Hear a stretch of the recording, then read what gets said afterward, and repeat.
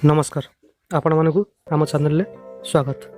तो देखो सीबीएसई कौन कर तार सिलेबस को 30% रिड्यूस कर देछि कहीं ना आमर जो कोरोना भाइरस महामारी चारिड़े व्यापुची तो से पिलामानकर जो स्कूल हो कॉलेज हो से सब एपर्यंत बंद अच्छी आउ केबे खोलिबो यह मध्य किसी ठीक नहीं। तो से कौन कर सरकार किसी सिलेबस को रिड्यूस करुँच ताकि आम जो ऑनलाइन क्लास करा जाउची एवं या परे जो स्कूल फिरला पर जो ऑफलाइन क्लास हम से समय मात्रा आ बहुत कम अच्छे तो से किसी सिलेबस रिड्यूस करुँच।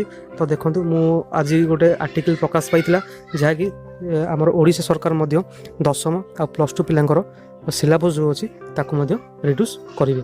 तो देखो मुझे आपको ये से पेजटा को मुझे शो कर देछि कि ओडिशा रे भी कमिबो सिलेबस जहाँकि आमर जो गणशिक्षा मंत्री रहिले समीर रंजन दास आमको कहते। तो देखो सीबीएसई कौन करथिला तार 30% जो सिलेबस थिला ताकू कमेछि आ गणशिक्षा मंत्री कहते जे स्कूल आ कॉलेज खोलिला परे एमानकर केते मात्रा रे सिलेबस कम करा जिवो से विषय से जो विशेषज्ञ टीम अछंती से माने ए विषय सूचना देवे।